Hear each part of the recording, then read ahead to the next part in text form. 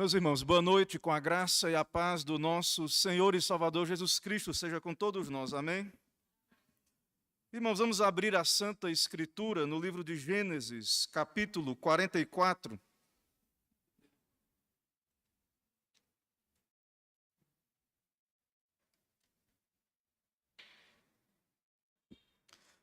Gênesis 44, todo o capítulo.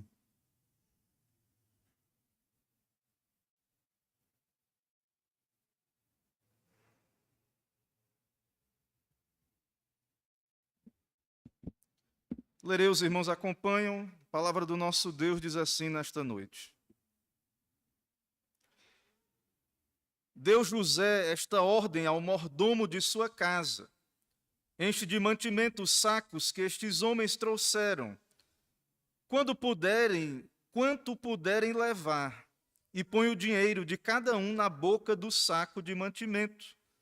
O meu copo de prata poloás na boca do saco de mantimento do mais novo, com o dinheiro do seu cereal. E assim se fez segundo José dissera. De manhã, quando já claro, despediram-se estes homens, eles com seus jumentos, tendo saído eles da cidade. Não se havendo ainda distanciado, disse José ao mordomo de sua casa: levanta-te e segue após esses homens, e alcançando-os, lhes dirás: porque pagastes mal por bem? Não é este o copo em que bebe meu senhor, e por meio do qual faz as suas adivinhações? Procedestes mal no que fizestes. E alcançou-os e lhes falou essas palavras. Então lhe responderam: por que diz meu senhor tais palavras? Longe estejam teus servos de praticar semelhante coisa.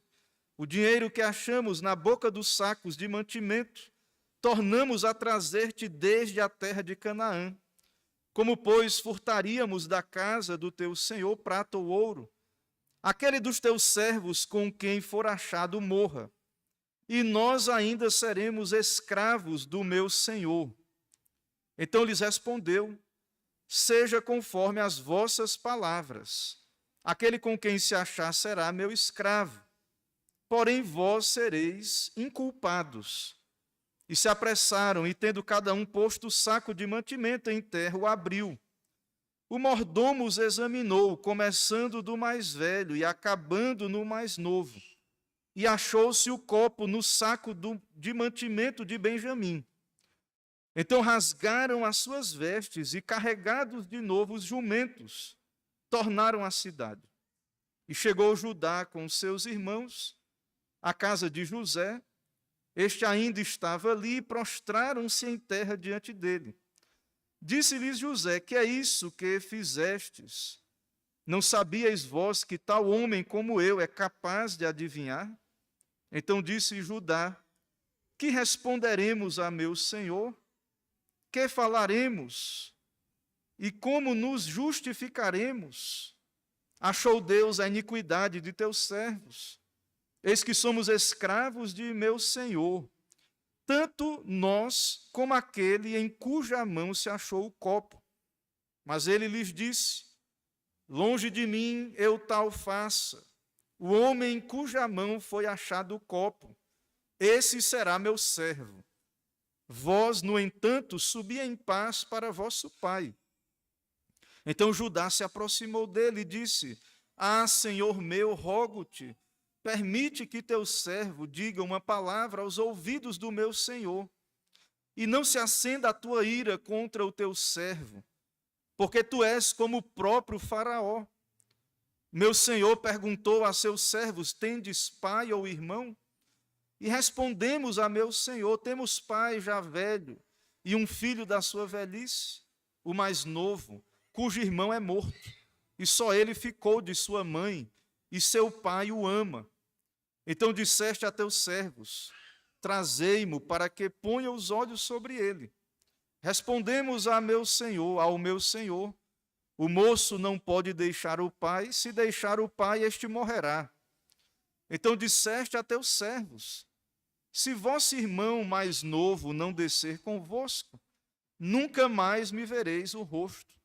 Tendo nós subido a teu servo, meu pai, e a ele repetidas as palavras de meu senhor, disse nosso pai: voltai, comprai-nos um pouco de mantimento. Nós respondemos: não podemos descer, mas se nosso irmão mais moço for conosco, desceremos, pois não podemos ver a face do homem, se este nosso irmão mais moço não estiver conosco. Então nos disse o teu servo, nosso pai: sabeis que minha mulher me deu 2 filhos. Um se ausentou de mim, e eu disse: certamente foi despedaçado, e até agora não mais o vi. Se agora também tirardes este da minha presença, e lhe acontecer algum desastre, farei descer as minhas cãs com pesar à sepultura. Agora, pois, indo eu a teu servo, meu pai, e não indo o moço conosco, visto a sua alma estar ligada com a alma dele, vendo ele que o moço não está conosco, morrerá. E teus servos farão descer as cãs de teu servo, nosso pai, com tristeza à sepultura, porque teu servo se deu por fiador por este moço, para com meu pai, dizendo: se eu o não tornar a trazer-te, serei culpado para com o meu pai todos os dias. Agora, pois, fique teu servo em lugar do moço, por servo de meu senhor, e o moço que suba com seus irmãos. Porque como subirei eu a meu pai se o moço não for comigo? Para que não veja eu o mal que a meu pai sobrevirá. Amém. Vamos orar. Santíssimo Deus, nosso Pai Todo-Poderoso, Criador dos céus, da terra, de tudo que há, Deus vivo e verdadeiro, santo, digno de glórias, de adoração, de louvor, eis-nos aqui, ó Pai, teu povo, em adoração solene, te cultuando, e nesse momento, ó Pai, especialmente, tomamos a tua palavra, ó Pai, abrimos o texto sagrado, lemos as santas escrituras que o Senhor nos deu como dom do alto, nos legou a tua palavra e também, por graça, o teu Espírito, e tem nos dado, ó Deus, este texto santo como regra de fé e de prática, tem nos chamado pelo Evangelho registrado nessas páginas, pela proclamação destas verdades benditas. O Senhor tem reunido um povo nessa terra, da qual fazemos parte, e nesse momento de adoração nos prostramos diante do Senhor, do texto, da palavra santa, que é teu, que é a tua palavra, que revela o teu Filho, e nesse momento pedimos a ação do teu Espírito sobre nós. Pedimos, derrama graça, derrama a unção do alto, a capacitação, que não seja, ó Pai, mera exposição de sabedoria humana, mas do teu poder, e que o Senhor se agrade em usar esse momento para a glória do teu santíssimo nome. Não merecemos nada do Senhor, não merecemos que o Senhor intervenha, mas rogamos a Ti, ó Pai, abençoa todos nós que aqui estamos, no Teu dia santo, se agrada em falar, que o Teu Espírito esteja operando nos corações, que haja proveito, ó Deus, daquilo que fazemos aqui nesse momento, que haja proveito espiritual, que haja quebrantamento, que haja, ó Deus, em nossos corações uma obra sobrenatural do Teu Espírito Santo. Que toda glória seja ao Senhor, ó Pai, porque dependemos de Ti, rogamos a Ti essas bênçãos, e nos abençoa assim, segundo o Teu querer, venha o Teu reino sobre nós. Assim pedimos encarecidamente, também contempla, ó Deus, somos pecadores, nos recebe por meio do Teu Filho, e perdoa-nos os pecados, dá-nos entender que não é por feitos ou obras, não é nada que possamos fazer, que irá nos conferir o perdão, mas Tua graça, misericórdia, e que por mais que tentemos reformar nossa vida, viver uma vida justa, mas somos pecadores, se cometemos um pecado contra a Tua lei, não somos justos. Nos ajuda a entender, ó Pai, pelo texto, as Tuas verdades, e nos conduza ao Teu propósito nessa noite. É no nome de Cristo Jesus que oramos e Te agradecemos. Amém. Meus irmãos, só existem duas maneiras de interpretarmos a história. E nós estamos acompanhando a narrativa bíblica e, diante do livro de Gênesis, nós podemos perceber que só há duas maneiras de interpretarmos a história. Ou Deus é soberano sobre tudo, exatamente todos os eventos, ou então há uma brecha para o acaso, as coisas aleatórias. E nós cremos que Deus é soberano e vemos no texto. E muitas vezes nós citamos assim, para aqueles que não creem na predestinação, na eleição, e muitos hoje no meio evangélico não creem na soberania absoluta de Deus sobre todos os eventos, e nós então citamos, leia Romanos 9, veja Efésios 1, você vai ver que há um decreto, uma soberania, um plano de Deus, uma eleição de Deus, uma predestinação que tem a ver com a salvação, mas todos os eventos da nossa vida. Mas, irmãos, a verdade é que toda a Escritura fala desse Deus soberano. Toda a Escritura nos ensina que tudo está, então, predestinado por Deus. Todos os eventos, embora Deus, como a nossa confissão diz, não é o autor do pecado, o homem é responsável, ele responderá diante de Deus pelos seus feitos. Ele é um agente livre, em certo sentido, sim, não autônomo de Deus, um agente que responde, que tem responsabilidade, que tem uma vontade, mas de alguma maneira que nós não entendemos, porque Deus é grandioso, de alguma maneira que nós não compreendemos, nós acabamos por cumprir a vontade de Deus, por meio de nossas decisões responsáveis, livres, no sentido, então, dessa livre agência. E nós vemos, então, que em todos esses feitos, a família da aliança, que ali nesse momento passou por essa crise, os irmãos de José, eles cumpriram o propósito de Deus. O Senhor os conduziu para esse momento, e agora sim, como vemos, um momento de arrependimento, um momento de quebrantamento e de reconciliação. Então, há um plano de Deus, as coisas segundo a Bíblia, o que nós cremos e afirmamos, as coisas, os eventos estão pré-ordenados por Deus. Há um desígnio, há um propósito, uma providência. A palavra essa é providência.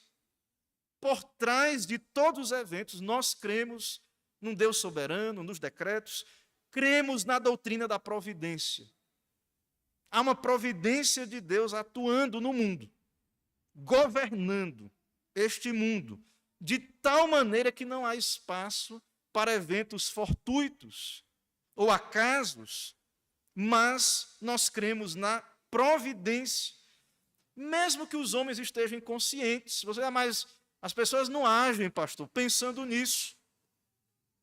Elas não tomam decisões, a maioria da humanidade não se importa com essa doutrina, com essa verdade. As pessoas vivem, tomam suas decisões. Mas, irmãos, a Bíblia nos mostra, e aqui nós vimos os irmãos de José, ainda lá na sua mocidade, na sua impiedade, vendendo o seu irmão, cometendo delitos terríveis, por conta das suas paixões pecaminosas, da sua mocidade, do seu ódio, da sua ira contra o seu irmão. Mas, independente disso, os homens estão cumprindo este decreto. Há uma providência por trás destas ações. E isso não anula a responsabilidade, e esses homens aí terão que se arrepender, e pela graça de Deus vão se arrepender. Suas consciências estão sendo despertadas. Irmãos, nesse capítulo, na verdade, nesta sessão, José, então, Deus deu a ele o dom de interpretar.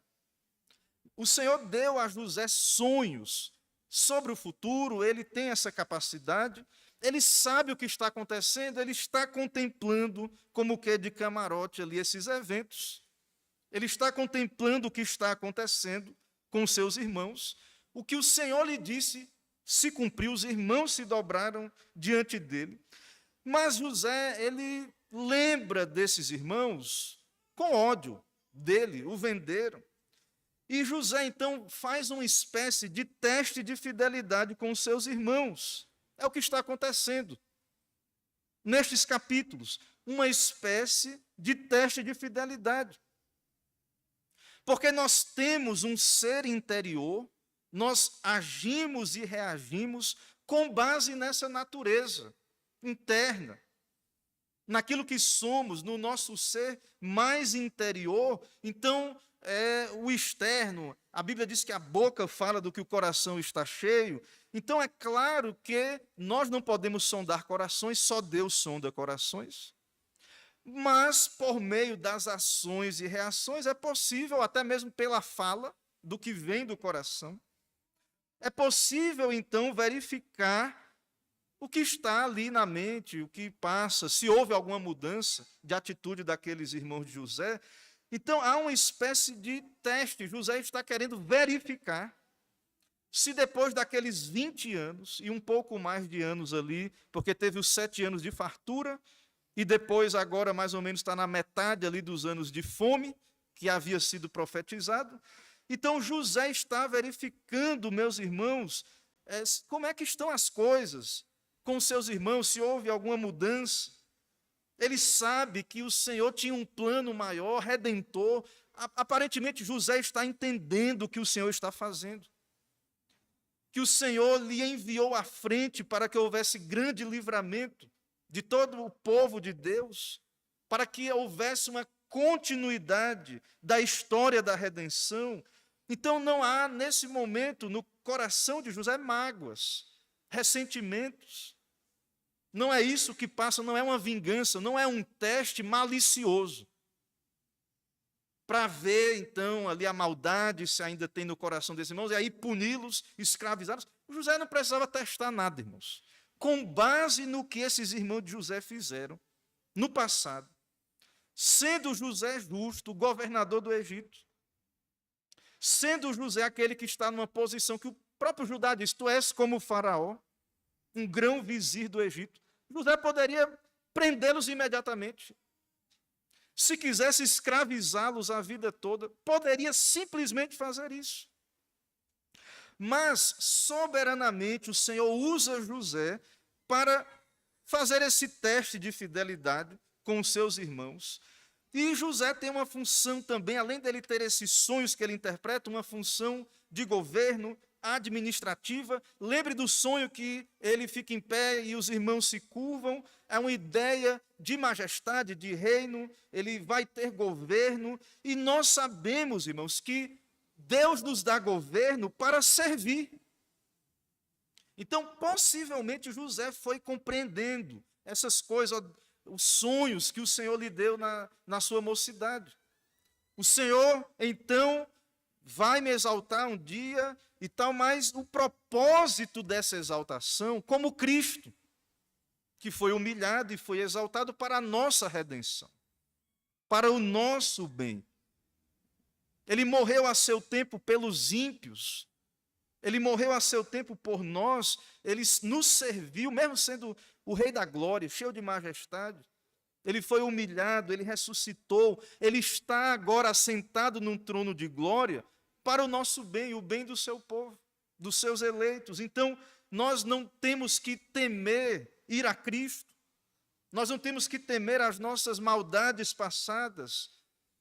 Ele já fez essa obra por nós, ele morreu por nós. Então, José, como um tipo de Jesus Cristo, ele está ali exaltado por Deus para servir aos seus irmãos, para, como instrumento de Deus, conduzi-los ao arrependimento e à fé. A pergunta, então, nesse momento, na verdade, é essa: será que os seus irmãos estão prontos para se unirem a José?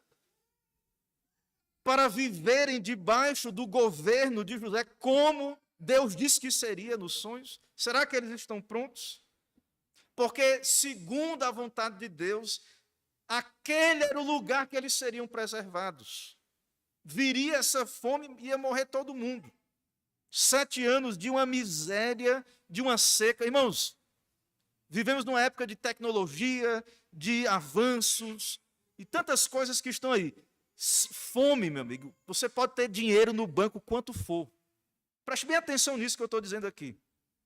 Para você ver como Deus pode, se Ele quiser, humilhar a humanidade.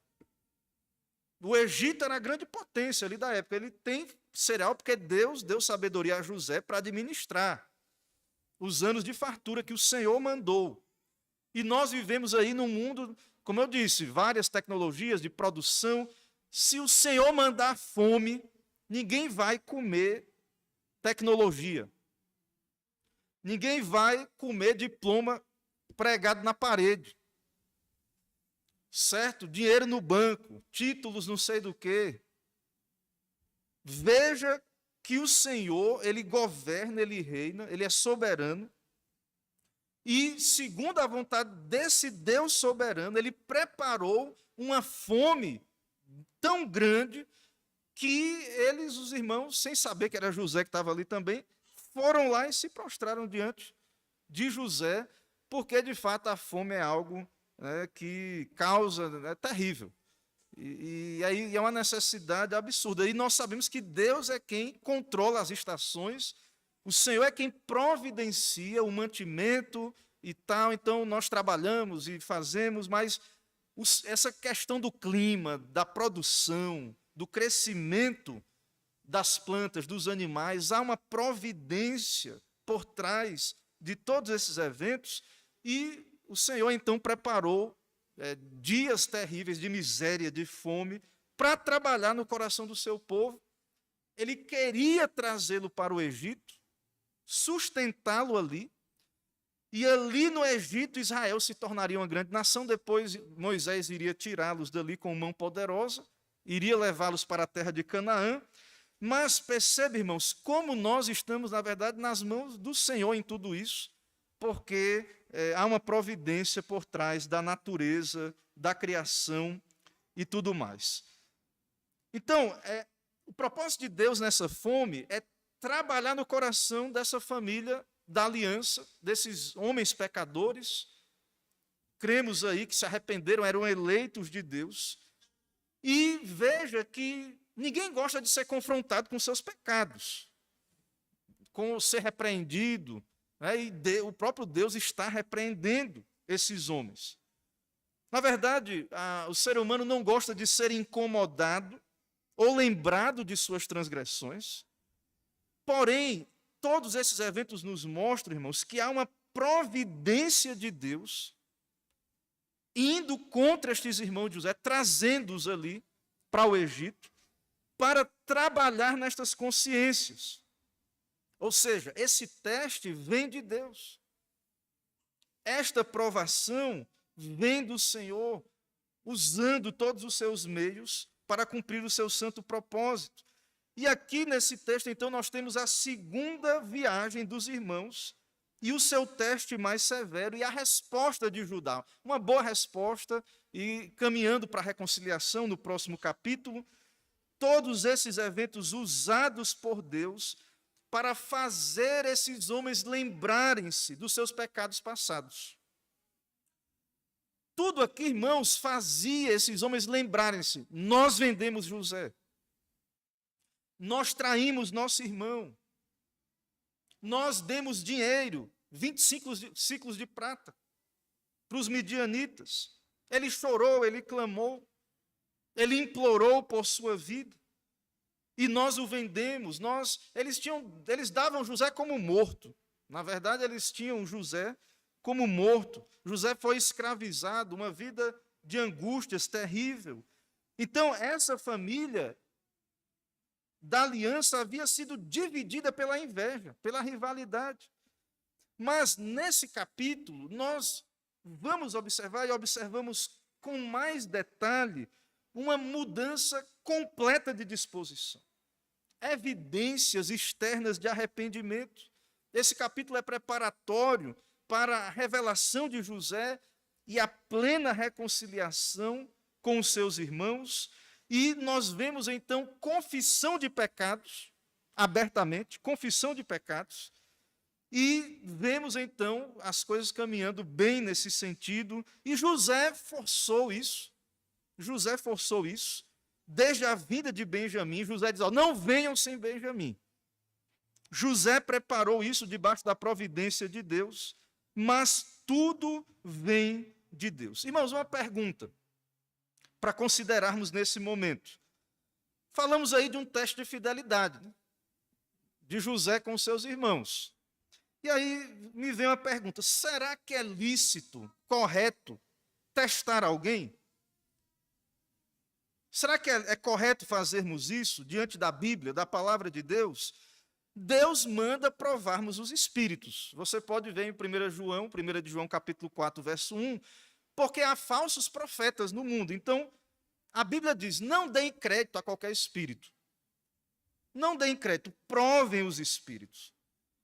Então, nós não podemos vacilar, e há um sentido bíblico que é sadio, é saudável, termos um certo julgamento. Não deve ser um julgamento hipócrita, não deve ser um julgamento de condenação definitiva, porque veja que esses irmãos de José, tão maus que eram, se arrependeram, foram salvos, grandes pecadores.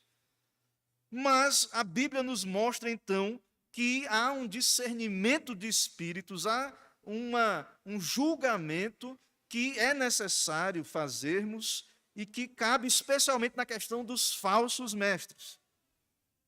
Mas não é esse tipo de teste que eu estou perguntando aqui com os irmãos, trazendo aqui essa pergunta para considerarmos. Eu estou perguntando o seguinte, eu me refiro ao seguinte, a fazer avaliações de pessoas dentro do nosso círculo de relacionamentos. O ato de testar, dependendo do caso, pode revelar algo também sobre de quem está testando, não só de quem está sendo testado. Como assim, pastor? Falta de confiança. É claro que vivemos num mundo mau, e aí você pode dizer assim: sim, pastor, mas eu tenho que confiar indiscriminadamente. A Bíblia não diz que maldito o homem que confia no homem? Nós não pregamos a doutrina da depravação total, e sim, há um sentido bíblico em que nós não podemos dar a confiança última a homem algum, a criatura ou qualquer outro que não seja o nosso Deus. Mas, irmãos, nas relações, nos relacionamentos, principalmente relacionamentos de proximidade, e claro que alguém que você conhece, que tem uma proximidade mais chegada, um teste desse tipo pode revelar uma desconfiança. E isso, então, pode causar um desconforto, um mal-entendido. E você confirma, sim, vivemos numa cultura má, nós devemos estar alertas. Nós, como crentes bíblicos reformados, temos que ter sabedoria e prudência, mas, volto a dizer, nos relacionamentos íntimos, isso pode ser algo destrutivo. Essa falta de confiança, isso pode desgastar, causar afastamentos, porque você passa a examinar a pessoa de fora, de modo frio ali, e claro que em algum momento isso pode ser necessário. É o caso de José. No caso de José, ele tem base pelo histórico, pelos acontecimentos, pelo que ele sabia com certeza sobre os seus irmãos. José tem bons motivos para aplicar aí esse tipo de avaliação. E, claro que nós vemos e sabemos que o propósito de José é bom. O propósito de José é bom. Mas vem a questão, qual o limite justo para esse tipo de precaução? Até onde ir nessa avaliação de caráter dos seus irmãos? Claro que possivelmente eles estejam mudados, mas são pecadores ainda. Irmãos, é uma situação de grande aflição. Imagine, eles tinham vendido José, que era o filho da esposa preferida de Jacó, de Raquel. José sofreu muito, eles viram todo aquele sofrimento do pai. Ele deu José como morto, despedaçado, e sobrou Benjamim. E aí o homem pediu para levar Benjamim, Jacó segurou ali, não queria enviar, a fome veio, teve que enviar Benjamim, mas agora Benjamim, acha-se esse copo aí, que vamos ver no texto, na bagagem de Benjamim, e ele vai ter que ser escravo igual José. O mesmo destino de José agora aguarda Benjamim, e aí, novamente, esses irmãos, será que eles vão ter que voltar ao seu velho pai sem seu irmão? Será que eles vão ter que retornar e ver o seu pai descer à sepultura com lágrimas, com as suas cãs, seus cabelos brancos, com lágrimas de aflição, pelo seu filho amado, filho, e aí ele ama os seus filhos todos, mas no relato fica bem claro um amor especial que Jacó tinha por José, e agora Benjamim como caçula, aquele que é filho de Raquel, e tinha algo especial também, e pelos acontecimentos que haviam sucedido ali com José, agora, claro, as atenções se voltavam para Benjamim. Irmãos, esse texto, então, nós vemos algumas divisões aí, que vamos caminhar por algumas divisões desse texto. E, em primeiro lugar, nós vamos ver do verso 1 a 6, o mal implantado, detectado e acusado. Então, a narrativa nós já lemos. Eles participaram de um banquete no capítulo anterior, está aparentemente tudo bem. Talvez ali tiveram bons momentos com José, talvez um pouco de bebida, uma comida um pouco a mais. E aí veio outro dia, estavam totalmente tranquilos, mas José disse, coloca o dinheiro nos sacos deles e a taça no saco de Benjamim. E não havia suspeita nenhuma da parte deles de que pudesse haver qualquer tipo de situação constrangedora com relação a isso. Mas José, ele ordena isso, ele está por trás, ele está fazendo esse teste que falamos. Ele está observando os seus irmãos por meio desse teste. O que está nos seus corações? Qual vai ser a reação diante de Benjamim agora preso? Então veja que primeiro eles são abençoados, eles são tratados com um banquete, mas agora uma situação constrangedora, uma resposta de ingratidão será plantada ali nas bolsas, para criar uma situação como se eles tivessem retribuído bem por mal, e eles já haviam praticado um mal antes contra José, muito grande, mas agora não havia, eles estavam inocentes ali naquela situação.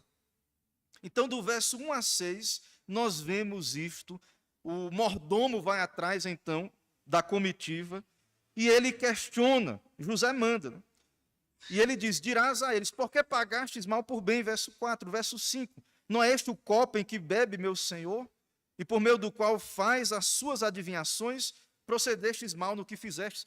Irmão, José é um sacerdote egípcio, nós sabemos que ele tem sonhos que Deus lhe dá, ele não é adivinho, mas ele era um sacerdote no Egito.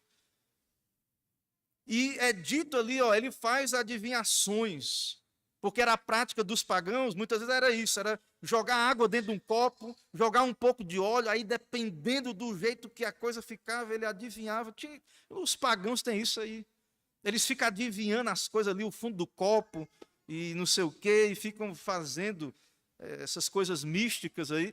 E aí o mordomo de José diz, vocês fizeram isso aí, vocês não sabiam que o meu senhor é adivinho, né? Faz adivinhações, esse é o copo que ele usa para fazer. E falaram duramente então ali a eles, mas os homens estão plenamente conscientes da sua inocência. É o que vemos do verso 7 ao verso 13, uma defesa da sua inocência. Eles dizem, Deus me livre, porque o Senhor, ele diz aí, porque diz meu Senhor tais palavras? Não, meu Senhor, somos justos. Longe de nós trouxemos o dinheiro da outra viagem. Como é que nós agora iríamos levar dinheiro ou pegar qualquer coisa do teu Senhor, do Senhor do Egito aí? O dinheiro que achamos, tornamos a trazer. E aí eles estão tão seguros, irmãos, da sua justiça, que eles dizem, aquele dos teus servos com quem for achado morra, sentença de morte. Quando você acha que está certo, é rigor da lei. Nós temos, estava lendo um comentário, tem um livro da nossa editora, que é o Evangelho segundo essa seção de José, uma firme esperança, e ele faz um comentário, e ele diz que quando nós sabemos que estamos inocentes, ele diz assim, que nós temos uma espécie de legalismo. Queremos o rigor total. Agora, quando nós estamos errados, aí é misericórdia. Nós pedimos a Deus, tem misericórdia e tal. Então, esse é o que nós precisamos ter atenção, que a Bíblia trabalha em nós, porque nós sabemos, irmãos, que a nossa justiça é a de Cristo. Que nós somos pecadores, salvos pela graça. Mas então é interessante observar que esses irmãos de José, assassinos do seu irmão, que o venderam para a gente, não, morra quem fez tal coisa. E aí, então, o servo de José ele diz, morra e os outros sejam escravos. E ele diz, não, seja conforme as vossas palavras. Aquele com quem se achar será meu escravo. Porém, vós saireis, ou sereis inculpados. Não, nada disso. A justiça é, quem for achado vai ser escravo. E aí foi abrindo, na sequência da escadinha, a bagagem de cada um, do mais velho até o mais moço. O mordomo examinou, começando do mais velho ao mais moço, e achou-se o copo no saco de mantimento de Benjamim. Então rasgaram as suas vestes. E carregados de novo os jumentos, tornaram a cidade. Então é interessante ver isso, que eles estão numa situação de tensão absoluta. Eles não sabem o que está acontecendo. Nós sabemos que o Senhor enviou essa aflição para eles. Usou José nesse teste que estamos observando. Mas eles não sabem o que está acontecendo. Porém, nós vemos que eles estão conscientes da soberania absoluta de Deus. E nós vamos ver isso no discurso de Judá. Eles estão conscientes, o certo, eles vão ser presos e etc. ali. E o Senhor quebrantou esses corações, eles estão plenamente conscientes que são pecadores e que merecem a punição e que o próprio Deus os está perseguindo com a sua justiça. Veja, do verso 14 a 17, então, uma real convicção de pecado se dará aí.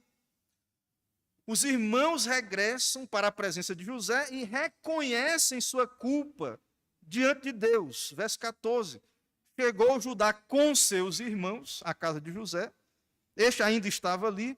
Prostraram-se em terra diante dele todos os irmãos.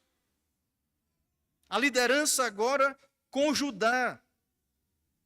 José os questiona, que é isso que fizeste? Não sabíeis vós que tal homem como eu é capaz de adivinhar? Isso é um blefe dele? Não é isso, não é misticismo ou qualquer coisa desse tipo? Mas os seus irmãos, então, estão lidando com o alto sacerdote do Egito, que é o seu irmão, é isso. Além de governador, José tem uma função sacerdotal de Faraó no Egito. Então, disse Judá, e aí nós temos o discurso de Judá. E é interessantíssimo, irmãos, e que, assim como temos afirmado que José aponta para Cristo, como esse governante que estava humilhado foi exaltado para servir o seu povo, Judá, de modo belíssimo, também aponta para o nosso Senhor Jesus Cristo, porque nós vamos ver, ele se coloca para cumprir a sentença no lugar de Benjamim, como um substituto, como um sacrifício vicário, como Jesus se ofereceu em nosso lugar. Judá se dispõe a ser escravo toda a sua vida, no lugar de Benjamim. Nós vamos ver em detalhe. Mas veja, vamos ver exatamente aí, o texto ele diz o seguinte, verso 16, então disse Judá, que responderemos a meu Senhor, que falaremos e como nos justificaremos? Achou Deus a iniquidade de teus servos. Irmãos, ele não foi nós, está errado, é injusto. Eles sabiam que Benjamim não tinha feito aquilo, é óbvio. Não há base, irmãos, para nada disso que está acontecendo. Mas o Senhor os afligiu. Eles merecem a escravidão. E nós não vemos Judá se justificando. Ele diz: achou Deus a iniquidade dos teus servos. Eles observam a providência de Deus. Nós vendemos nosso irmão, matamos nosso irmão. E é justo sermos escravos agora no Egito. É justo que fiquemos aqui. Não. Benjamim, não. Todos nós. E nós vemos os irmãos trabalhando juntos. Embora Judá é aquele que se porta ali, como aquele que porta a palavra. E isso é importantíssimo, porque ele, como eu disse, tipo de Cristo, ele foi aquele que defendeu a venda de José. E há uma mudança, um arrependimento grande e uma mudança de direção. E ele diz: achou Deus a iniquidade de teus servos, eis que somos escravos do meu Senhor. Tanto nós como aquele em cuja mão se achou o copo. Qual era o teste? Vamos ver se eles vão fazer igual fizeram com José. Porque eles tinham toda a condição, irmãos. José e o mordomo, não, quem vai ficar é Benjamim.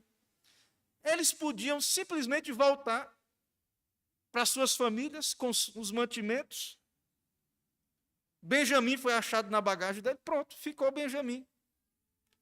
O mesmo que aconteceu com José, eles voltaram com dinheiro para casa. E José ficou lá sendo escravo no Egito. Poderia acontecer a mesma cena. Mas o que vemos agora não é isso. É Judá dizendo: eu fico no lugar. Os irmãos todos também da mesma maneira. O teste é esse: como é que estão tratando o meu irmão?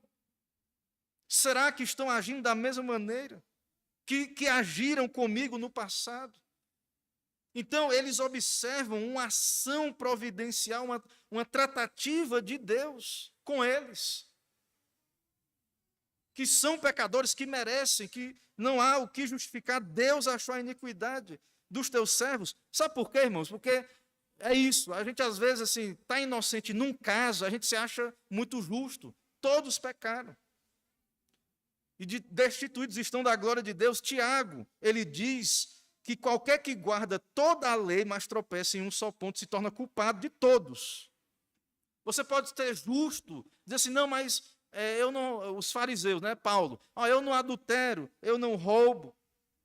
Aí em Romanos 7, Paulo diz que o mandamento sobreveio sobre ele e o matou, porque o mandamento diz: não cobiçarás. E se você quebra o mandamento, você quebra todos. É assim que funciona a lei de Deus, os 10 mandamentos, há uma unidade. Então, mas eu sou bom, não adultero, não roubo, sou pagador dos meus impostos, sou justo. Queremos então nos justificar, mas Tiago diz: o mesmo que ordenou, não adulterarás, também ordenou, não matarás. Ele diz: se não adulteras, porém matas, vem a ser transgressor da lei. Falai de tal maneira, procedei como aqueles que hão de ser julgados pela lei da liberdade. Porque, aí veja o que ele vai dizer agora, Tiago: porque o juízo é sem misericórdia para com aquele que não usou de misericórdia. Será que os irmãos de José vão usar de misericórdia com Benjamim? Ele é culpado, digamos, né? Assim, não é, a gente sabe que não é na história, mas no texto ele é o culpado, é ele. Eles podiam: não é justo, então foi ele que ele morra. Voltamos para casa, nosso pai vai chorar, mas a gente vai sair, vai ficar tranquilo lá, a gente não tem nada com isso. Mas não, irmãos, eles foram quebrantados, isso trouxe à sua memória os seus pecados. Eles puderam então também lembrar do sofrimento, ter misericórdia do seu velho pai. Lembrar do seu velho pai, eles não poderiam agora suportar a tristeza do seu velho pai. Quantos anos convivendo com o Jacó ali, triste, pelas suas maldades, pelos seus pecados. Quantos anos Jacó amargou a separação do seu filho. E eles ali, a maldade deles, eles fingindo que nada e tal. E por que não falaram a verdade para Jacó? Nunca.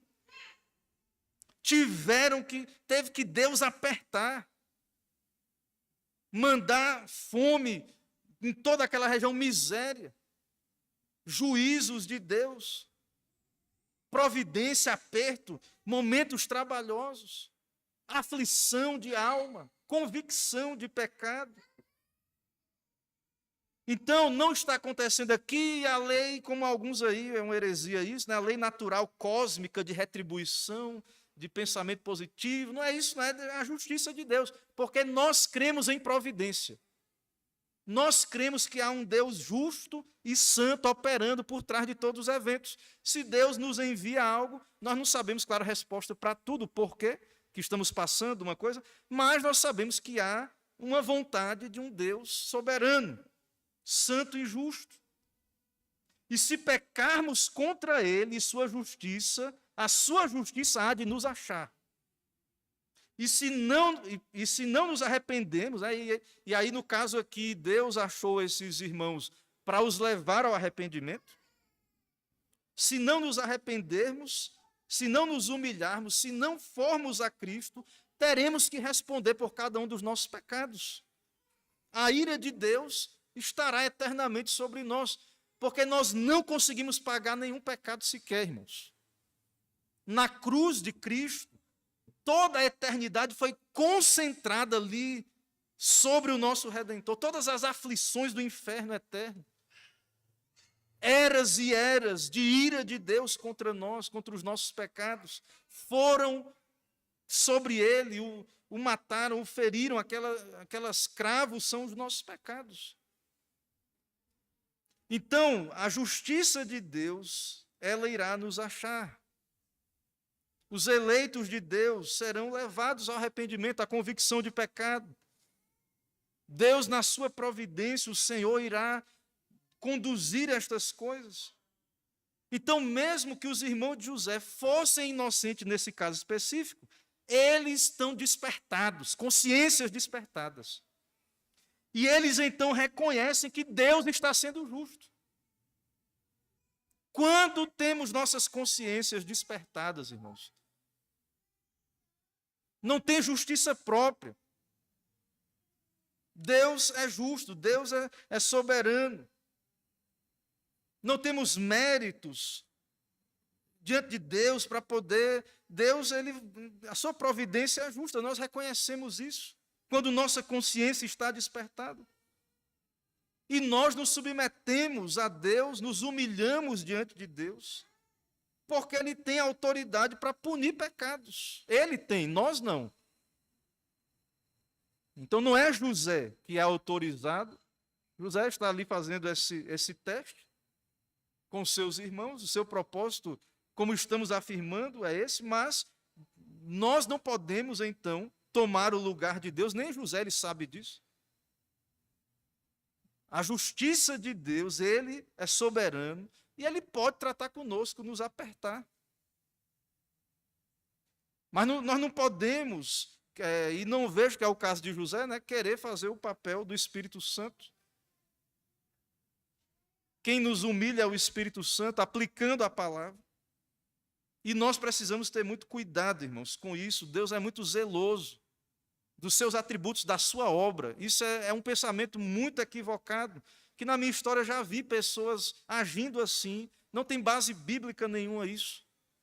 Você achar que você vai ali punir alguém, e aquela pessoa vai se arrepender, porque não vai.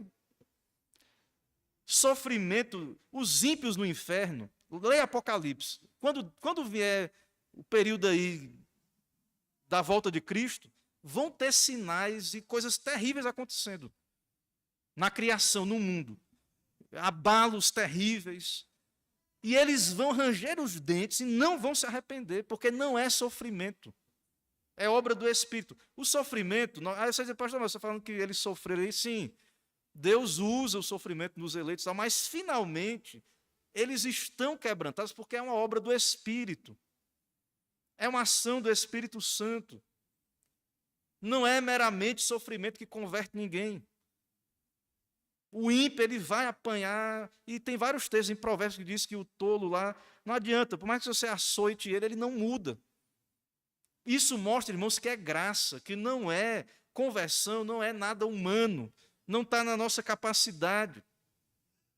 Você tem que orar, buscar a Deus, se é você que tem que se arrepender ou se é outro, porque é dom de Deus, é graça. Se você conhece um grande pecador, Deus pode estar enviando dificuldades para ele, mas ore para que o Espírito, para que a palavra o alcance, para que ele seja quebrantado pelo Espírito Santo de Deus, que ele possa atender à vontade de Deus, à pregação, porque não é sofrimento.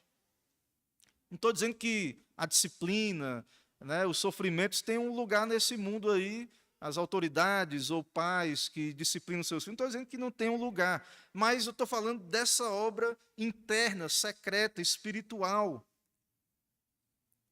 A pessoa que sofre, às vezes, ela até aprende externamente, ela melhora.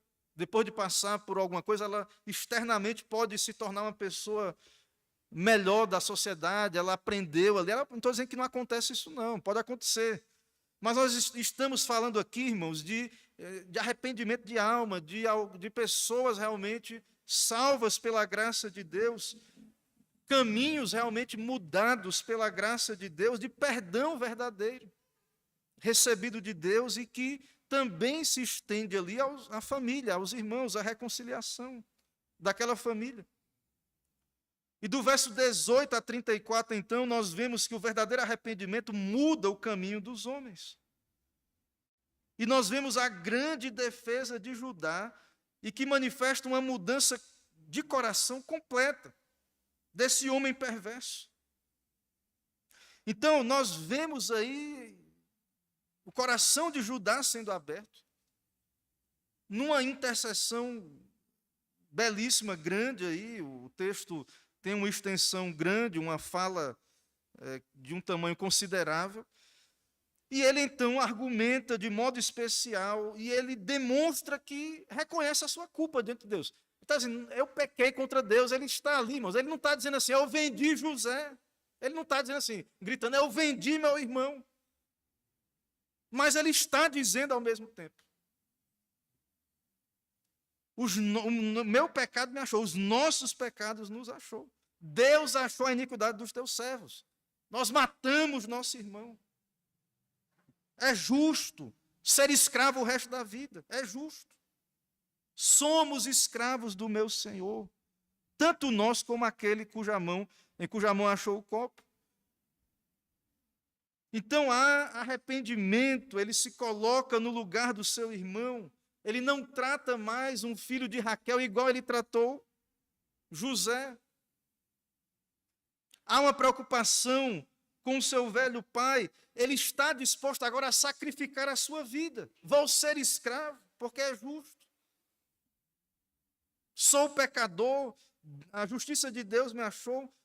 É o que eu mereço. É o que é justo. Então, há uma mudança na rivalidade ali entre os filhos de Jacó. Um filho de Raquel vai receber o cuidado dos seus irmãos. Aquela antiga rivalidade, então, fica de lado, porque eles sabem que Jacó ama mais esses filhos de Raquel mesmo. E todos os irmãos juntos passam nesse teste. Eles estão unidos nesse propósito. Não vão voltar, todos são escravos. Ficaremos aqui e seremos escravos do meu Senhor. Estamos juntos nisso. Então, e mais ainda, nós vemos, como disse, a mudança de atitude ele vai descrever Jacó, o estado, a condição de Jacó. O meu Senhor perguntou, temos um pai e um filho da sua velhice. Você, Senhor do Egito, pediu para trazermos Benjamim. E nós afirmamos, o moço não pode deixar o pai. Se deixar, ele vai morrer. Tendo nós subido a teu servo, meu pai, aí ele repetido essas palavras, aí eles estão ali, ele diz no verso 25, porque Jacó mandou. Mas ele não suportaria a morte de Benjamim. verso 25 diz: voltai e comprai-nos um pouco de mantimento. E aí eles disseram: não podemos descer se nosso irmão mais moço não for. Se ele for, desceremos, pois não podemos ver a face do homem se esse nosso irmão mais moço não estiver conosco. E aí nós vemos a tristeza de Jacó. Ele diz: um se ausentou de mim, José, e foi despedaçado. Se agora tirardes este da minha presença, se acontecer algum desastre, farei descer as minhas cãs com pesar na sepultura. Então Judá diz: eu não posso suportar voltar a meu pai. Ele não vai suportar, eu vou matar meu pai.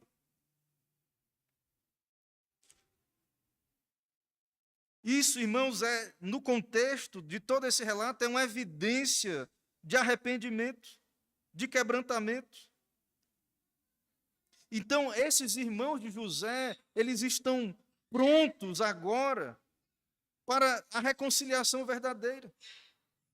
Há mudança, há arrependimento, mudança de atitude. Corações, então, quebrantados, transformados. Eles passaram nesse teste aí de fidelidade. Passaram no teste. Não entregaram Benjamim para sair e ficar de boa, não. Não entregaram seu irmão.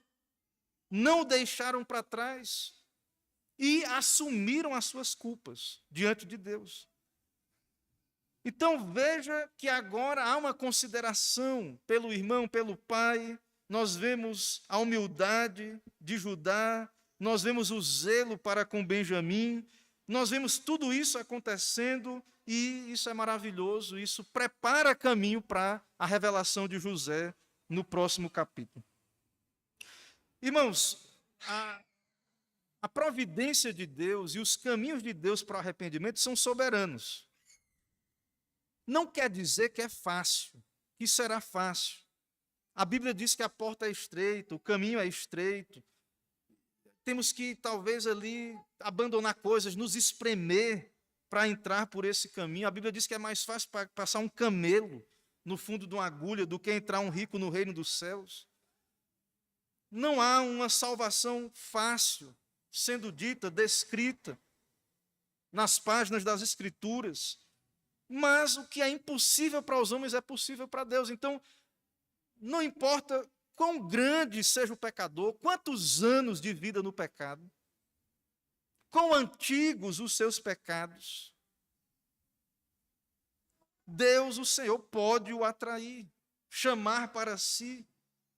O Senhor está buscando os pecadores, para si mesmo. Ele já enviou o seu Filho para morrer na cruz, pela sua igreja, pelas suas ovelhas, ele tem os seus. E o Senhor vai operar em todos os eventos, conduzindo a convicção de pecado. E o principal meio, irmãos, e principalmente nós no Novo Testamento, o Senhor usa a Bíblia, a pregação, o Espírito Santo com a palavra, esse contato. Às vezes a pessoa está sendo evangelizada, e aí você diz: venha para a igreja. Ela: não vou. Aí você dá uma Bíblia, um livro, ela vai. Às vezes passa anos nisso. Mas o Senhor é soberano, Ele vai trabalhando, buscando. Eventos vão sendo orquestrados pela providência de Deus, situações. E principalmente, como estamos argumentando, não é só sofrimento, a obra do Espírito. Humilhando este pecador, o fazendo ir a Cristo. E eles virão. E nós não podemos ser incrédulos como igreja de Cristo. E nem, como eu disse, né, às vezes moralistas, legalistas acham: não, pecaram, mas se arrependem. Tem perdão. Veja, se a gente olhar os irmãos de José só pelo que eles eram no passado, então não teria reconciliação. Não teria futuro para os pecadores arrependidos. E não é isso que vemos nas Escrituras, irmãos.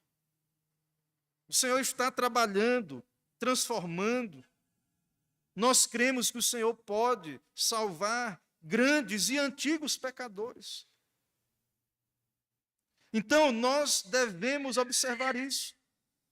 E isso, irmãos, manifesta a eleição desses irmãos de José. Às vezes a gente olha assim, José, e está vendo, José era aquele jovem maravilhoso, ele resistiu à tentação da mulher de Potifar, ele foi tão fiel, e agora ele está fazendo esse processo aí. Alguém pode dizer assim, né? E aí nós vamos ver ele perdoando os seus irmãos no próximo capítulo.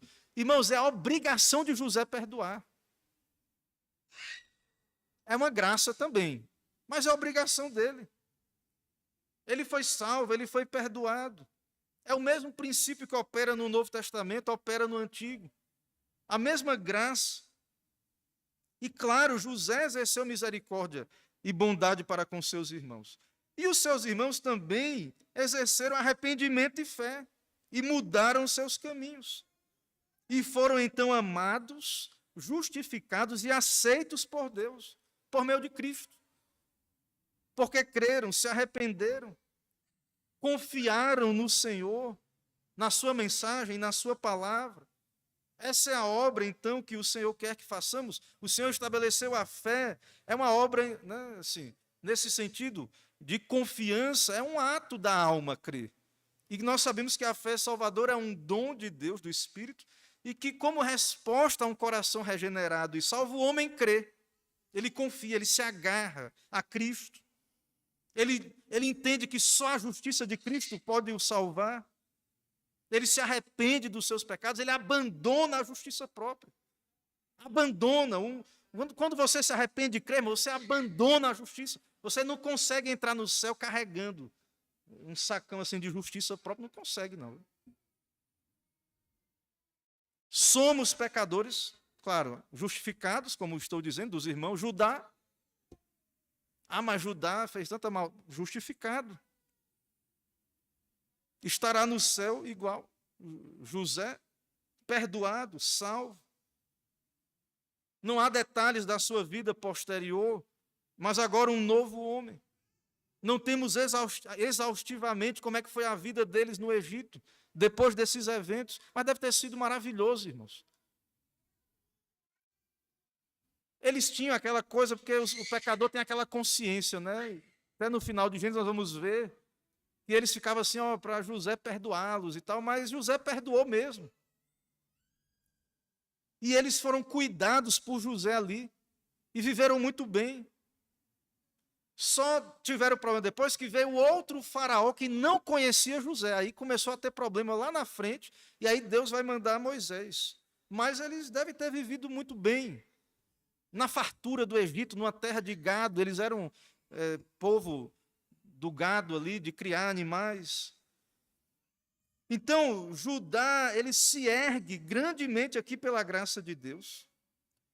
E ele se coloca aqui como um tipo de Cristo, um antecessor do Messias. Ele é aquele que vai ser por meio dele a linhagem do Messias.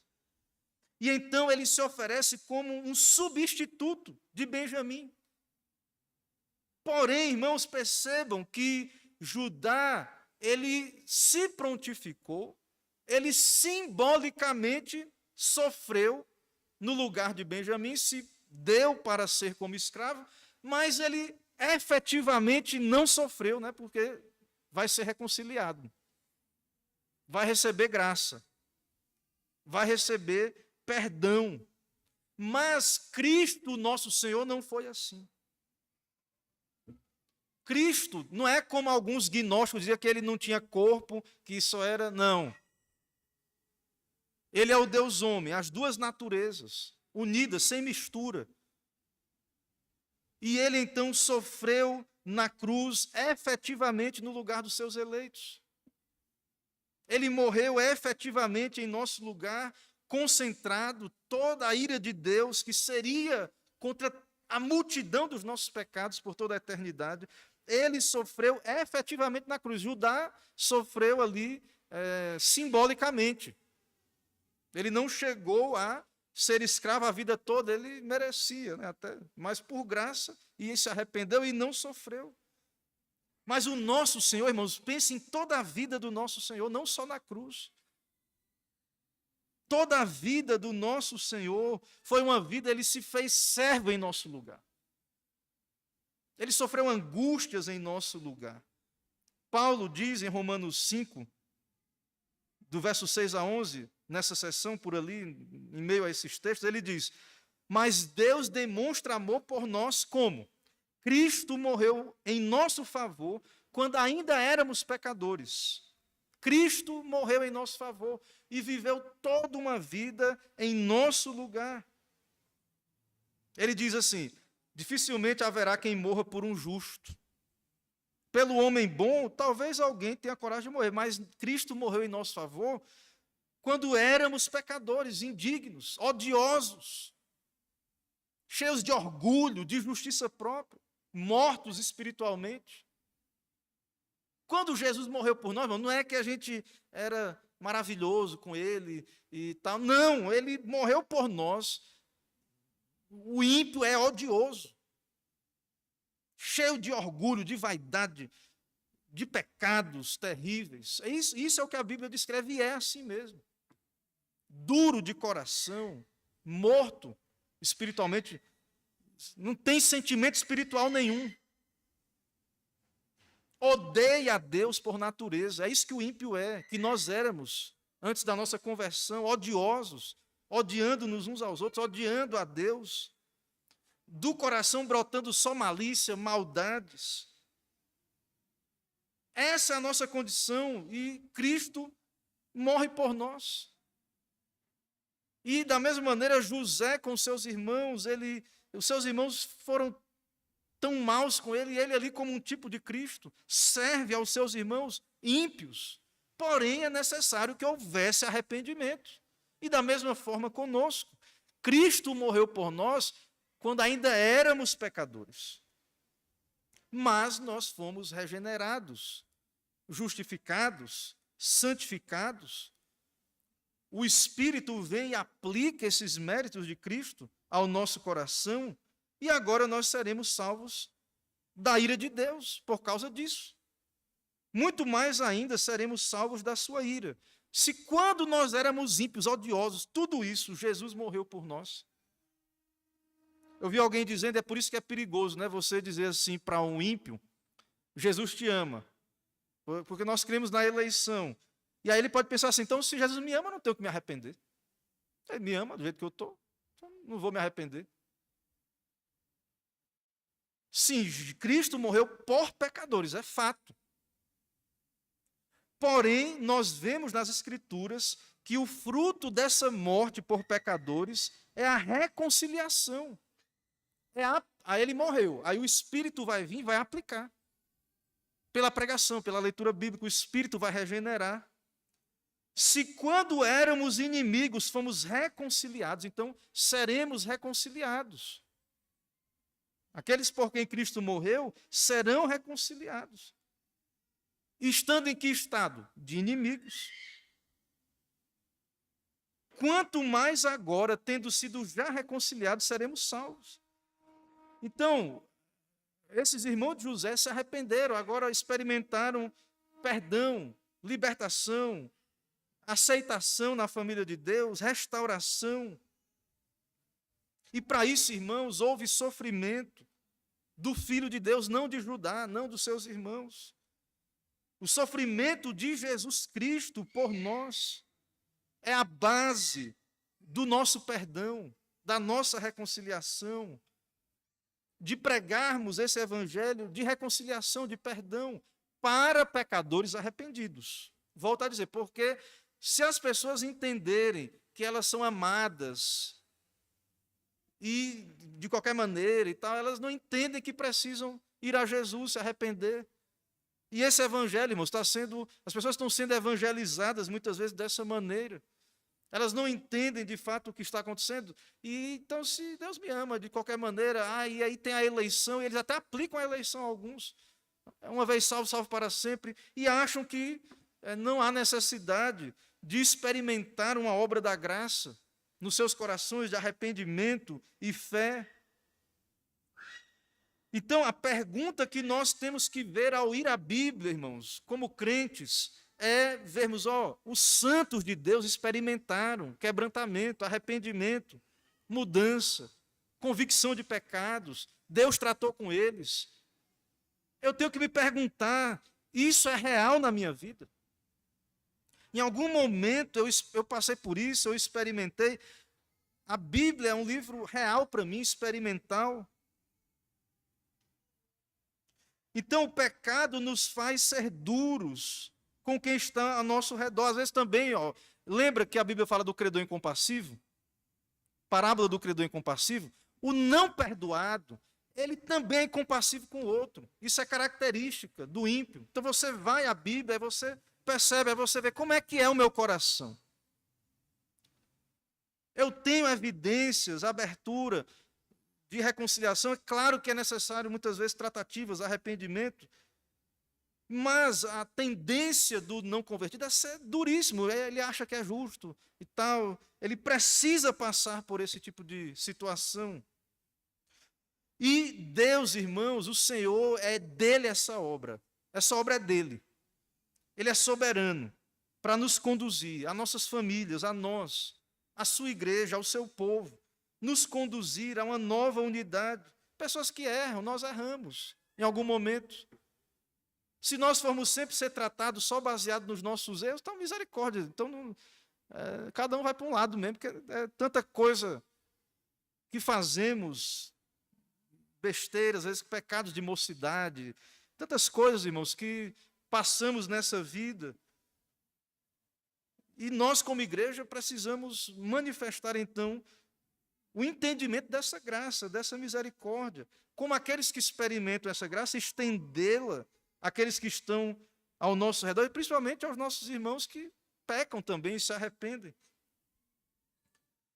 Então, Cristo pode nos conduzir à nossa família, problemas que passamos, crises, coisas que fizemos na nossa vida que não foram dignas do Evangelho. Irmãos, essas coisas em Cristo têm solução.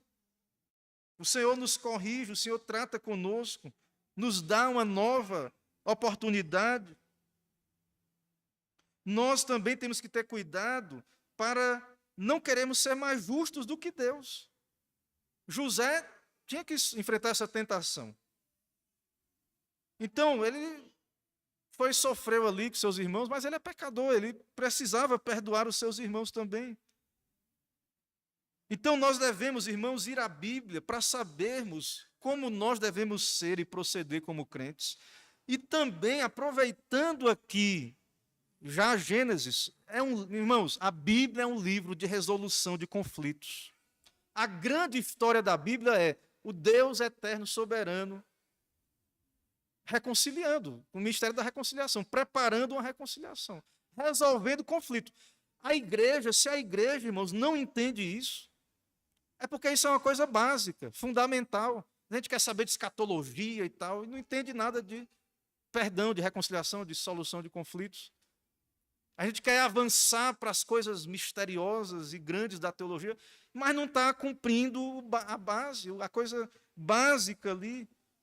Então, veja que desde Gênesis, desde o começo, a igreja patriarcal, a Bíblia nos mostra que ela é um livro de resolução de conflitos. Então, você, pai, tem filhos, você vai lidar, crianças, vão causar conflitos, brigas dentro de casa, problemas, e etc. Nós, os adultos, na relação de igreja, trabalho, em todo lugar que tem gente vai ter conflitos. E nós, como crentes, então, nós temos uma vantagem muito grande, é a palavra de Deus conosco, para nos ajudar, para nos capacitar a lidar com isso. Sejamos prudentes e sábios, mas não como credor impenitente, incompassivo. Tendo recebido o perdão de uma grande dívida, não queria perdoar, uma coisa besta, não queria perdoar. Então, irmãos, nós precisamos considerar estas coisas. Não tem nada que alguém faça contra você que você não tenha feito muito pior contra Deus e Cristo. Nada. É café pequeno, comparando com o quanto nós ofendemos ao nosso Deus, ao nosso Senhor. O quanto as nossas maldades foram grandes contra o nosso Criador. Há tantos agravantes no nosso pecado contra Deus, que o ímpio terá que enfrentar isso no juízo. Tantos agravantes. Meus irmãos, então olhemos para Cristo, através de José, mas agora também através de Judá. Cristo é o nosso pastor. Cristo é soberano, Ele é Deus, Ele está nos conduzindo. Sejamos sensíveis ao seu pastoreio. Tenhamos corações ensináveis, humilhados diante da presença de Cristo, porque Ele opera em todas as coisas, para o nosso bem, para o bem do seu povo. Então que o Senhor tenha misericórdia de nós, que o Senhor entenda que não há acasos, problemas que você passou, crises, todas as coisas cooperam para o bem daqueles que amam a Deus, Romanos 8, 28, todas as coisas vão cooperar. O plano de Deus será cumprido, há uma providência. Então, nós não entendemos porquê, mas nós devemos saber, então, e que Deus tem algo bom para nós por meio de todas essas circunstâncias, e nós, então, devemos nos submeter a Ele, ser contentes na sua providência, ter corações humildes, não apegados à justiça própria, abertos à tratativa, perdão com aqueles que nos ofendem. E tudo isso emana, flui então dessa visão geral que temos aí da palavra de Deus, do livro de Gênesis, e que se aplica à igreja de maneira muito importante nos nossos dias. Que o Senhor nos ajude então, irmãos, como igreja de Cristo, a termos maturidade para lidar com todos os problemas e vencer com a graça de Deus e por meio da sua palavra e de Cristo Jesus. Que o Senhor nos ajude, que o Senhor nos abençoe, que possamos aprender por meio desses problemas também, possamos ir aprendendo, né, entendendo e crendo mais e mais na soberania de Deus e na sua providência. Que o Senhor nos ajude. Amém. Irmãos, vamos nesse momento orar mais uma vez. Depois dessa oração, nós iremos entoar mais um cântico ou hino. Em seguida, a oração final, a bênção apostólica e o tríplice amém. Oremos ao Senhor. Senhor, Santo Deus, bendito Pai, Todo-Poderoso, Senhor do céu e da terra, nosso Deus soberano, que nos reconciliou contigo, sendo nós pecadores indignos. Tão duros estávamos, ó Deus, no nosso pecado, o Senhor enviou o teu Espírito, quebrantando, aplicando os méritos de Cristo a nós, ao nosso coração, nos unindo a Cristo, nos dando uma nova vida. E agora também, ó Pai, nos unindo à tua igreja, aos irmãos. E aqui estamos, cultuando a Ti, ouvindo a Tua palavra. Ó Deus, nos santifica, nos dá amar a doutrina, as doutrinas expressas nesse texto. Nos dá abraçá-las, crer nelas, aplicá-las à nossa vida. Todas as suas implicações práticas para a nossa família, para a vida da igreja, para vivermos melhor na sociedade, entre pecadores, como vivemos, para entendermos, ó Deus, que o nosso sofrimento não se compara com o de Cristo e que o sofrimento necessário para o nosso perdão já nos foi dado em Cristo, já foi consumado, e que nada agora que possamos fazer pode satisfazer a Tua justiça ou comprar o perdão.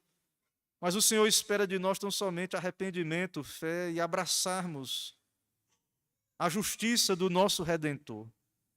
Assim, ó Pai, ilumina o teu povo, salva os teus, atrai os pecadores, pastoreia os corações, quebranta-os, leva-os aos pés da cruz do Senhor e abençoa essa igreja, abençoa essa cidade aqui de Alagoinhas, a pregação do teu evangelho aqui, que alcance vidas, que o Senhor sustente a pregação fiel, tenhamos prazer nela, tenhamos alegria dessas verdades e que possamos nos regozijar em sermos alvo de tão grande misericórdia que não somos dignos. Venha o teu reino aqui, perdoa os nossos pecados, dá-nos corações também quebrantados, abertos ao perdão e nos ajuda como igreja, ó Pai, que realmente não haja nada que nos impeça de viver essas verdades. Que o Senhor nos liberte de qualquer coisa que venha impedir e que haja vitória, não para a nossa glória, mas para a glória de Cristo, para a exaltação de Jesus Cristo, que possamos vencer qualquer dificuldade ou oposição. É no nome de Jesus que oramos e te agradecemos. Amém. Irmãos, vamos entoar mais um cântico, o hino.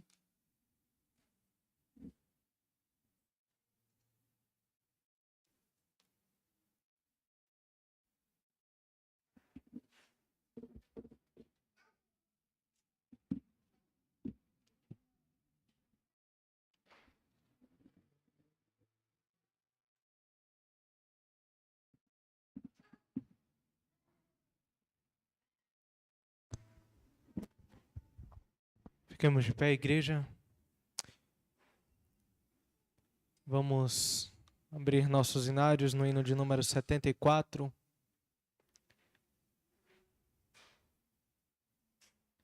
Hino 74, sinceridade.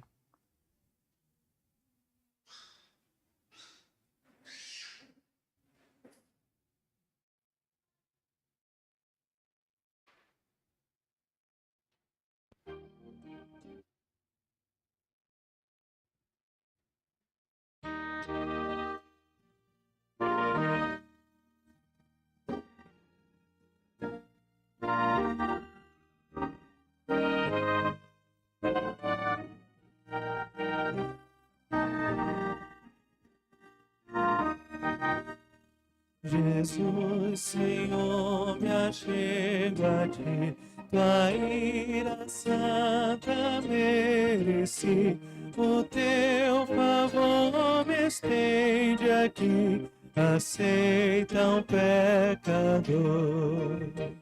Eu venho como estou, se venho como estou, porque Jesus por mim morreu, eu venho como estou. As minhas culpas grandes são, mas tu que não morreste em vão, me podes conceder perdão, aceita um pecador. Eu venho como estou, se venho como estou, porque Jesus por mim morreu, eu venho como estou.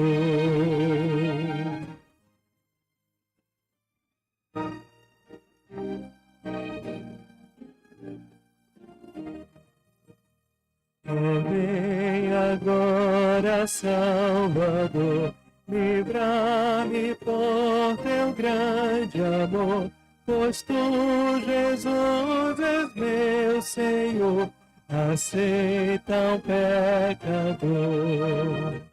Eu venho como estou, se venho como estou, porque Jesus por mim morreu, eu venho como estou.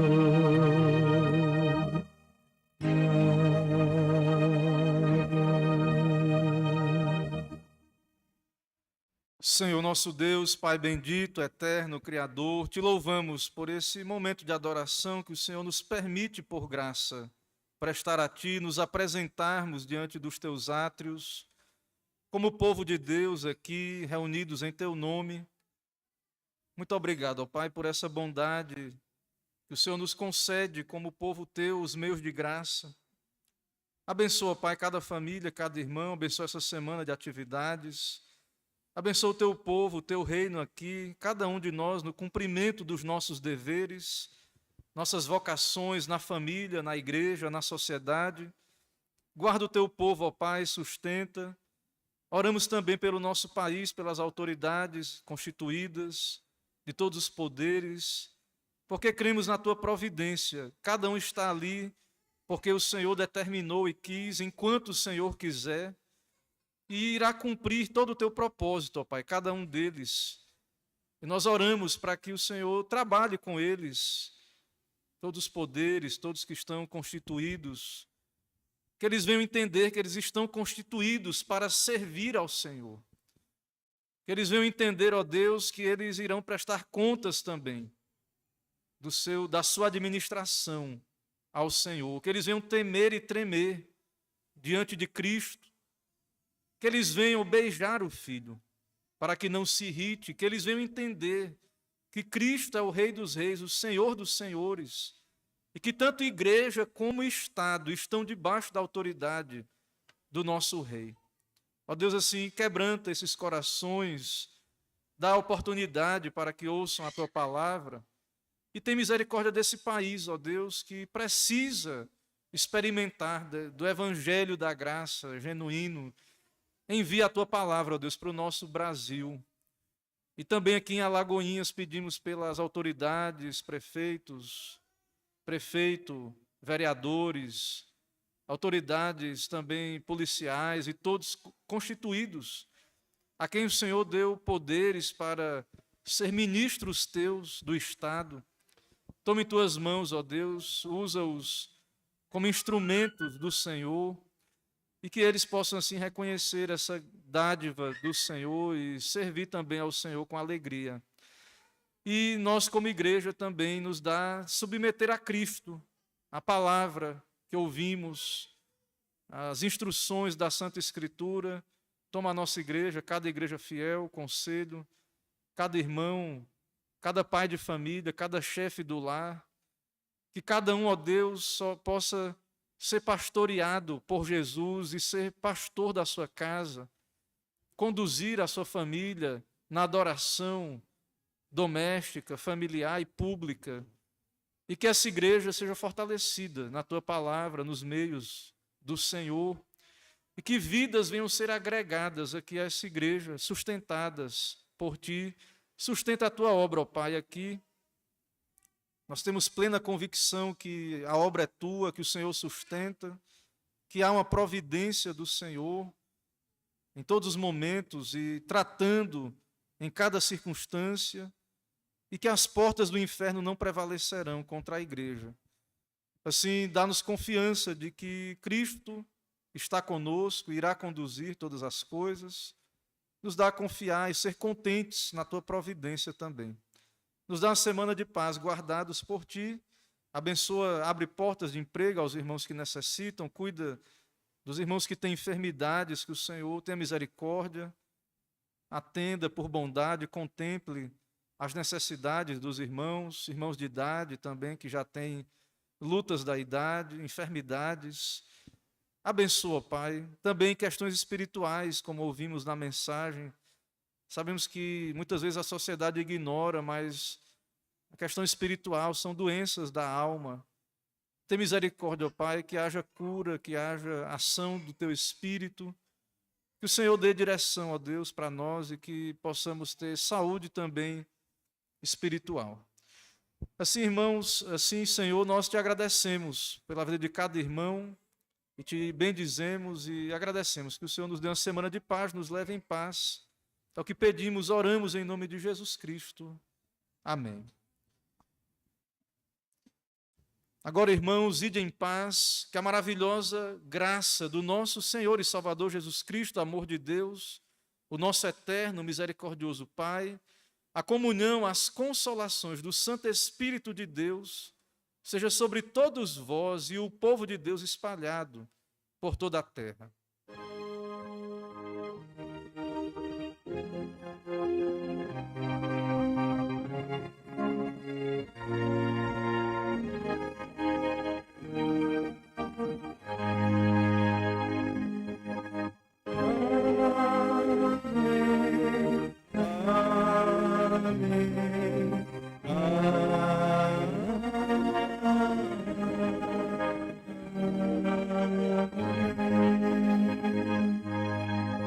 Poder sentar. Irmãos, nós encerramos esse momento de adoração, de serviço ao Senhor, dando boas-vindas a todos os irmãos, amigos, visitantes. Louvamos a Deus por mais uma semana que iniciamos na sua presença, poder adorá-lo, cultuá-lo.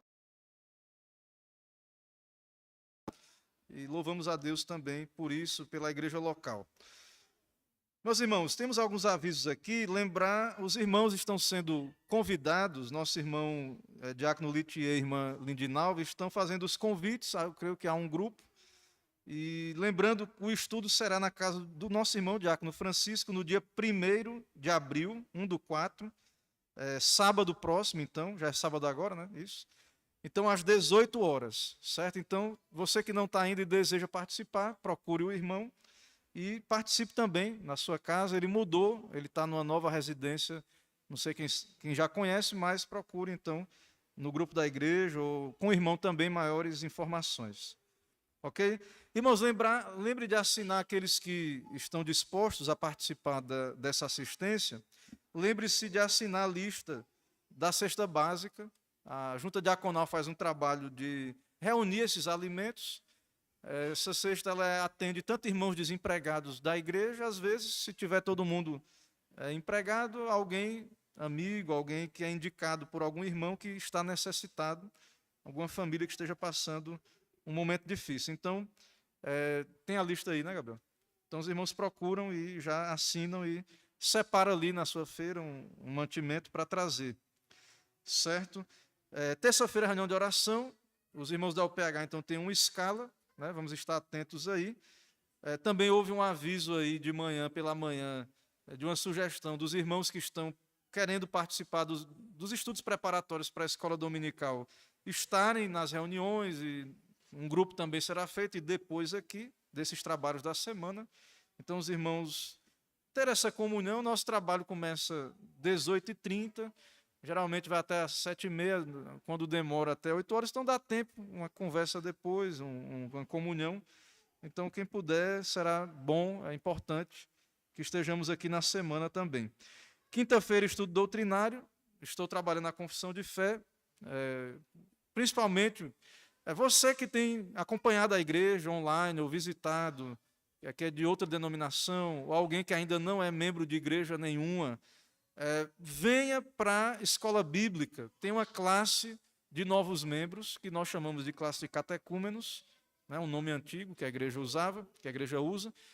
Venha, então, é importante que você participe desses estudos preparatórios, conheça a doutrina da igreja, que é bíblica.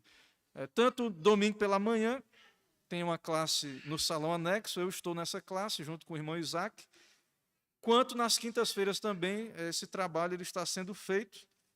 Então, nós temos expectativa de receber alguns irmãos aí, por meio de profissão de fé ou carta de transferência, e alguns que vierem de outros locais, dependendo da situação, né, ser recebido também até por meio de batismo, dependendo do caso. Então, mas é necessário participar da classe e se inteirar aí das doutrinas também da nossa igreja. Culto às 18 horas, normal, então esses são os avisos. Irmãos, lembrem, há um lembrete aqui de assinar ali, eu já falei da lista, pronto, esse aqui já foi, esse papel. Também nossas irmãs da SAF avisam que nessa quarta, dia 29/3, será realizada a reunião departamental na casa de irmã Jússi e nosso irmão Diácono Valmir, às 19 horas. E estão convidando toda a igreja, ok? Então, quem desejar pode participar junto com as irmãs ali. Algum lembrete, aviso? Algum outro lembrete, aviso? O chazinho continua? O chazinho, se você não precisa, né, quiser ficar, não precisa sair rápido, tem um momento de comunhão, tem um chazinho para Vítor Marcos preparou, tem umas folhas lá na casa dele, está gentilmente cedendo aí esse chazinho, então vamos desfrutar, né, participar do chazinho. Então, com oração silenciosa, me despeço à porta, uma boa semana, vamos em paz, na graça e paz do nosso Deus. Amém.